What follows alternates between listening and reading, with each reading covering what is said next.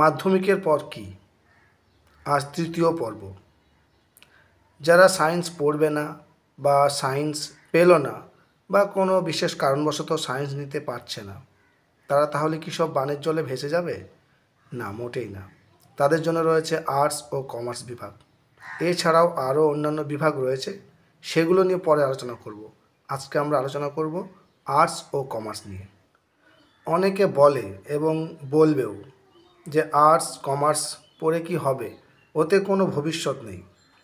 তাদের জন্য প্রথমেই বলে রাখি, ভারতবর্ষের সর্বশ্রেষ্ঠ আকর্ষণীয় এবং সম্মানীয় পদের চাকরি আইএস, আইপিএস, আইএফএস হওয়ার জন্য শুধু সিম্পল গ্র্যাজুয়েট হলেই যথেষ্ট, তা সে যে কোনো বিভাগ নিয়েই হোক না কেন। তাছাড়া আমাদের দেশে উচ্চ মাধ্যমিক যোগ্যতায় চাকরি ক্ষেত্রে এবং কর্মক্ষেত্রে অনেক সুযোগ সুবিধা রয়েছে। এবার আসা যাক সাবজেক্ট বিষয়ে। আর্টস বিভাগে রয়েছে বিভিন্ন ধরনের সাবজেক্ট। কমার্সে সেই তুলনায় সাবজেক্টের বৈচিত্র্য একটু কম।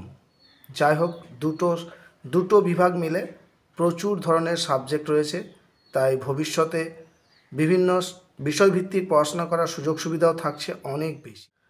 অনেকেরই দেখা যায় সাবজেক্ট নিয়ে খুব ইগো। তাদের জন্য বলে রাখি, কোনো সাবজেক্টই ছোট বা কম গুরুত্বপূর্ণ হয় না।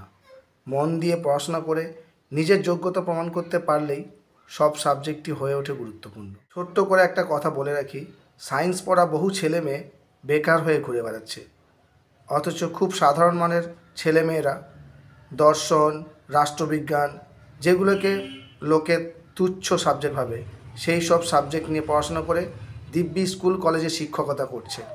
আর্টস ও কমার্স বিভাগে ঠিক কী কী সাবজেক্ট রয়েছে, কী কী সাবজেক্ট নিয়ে পড়া যায়, সেই সম্বন্ধে পরবর্তী ভিডিওতে আলোচনা করব।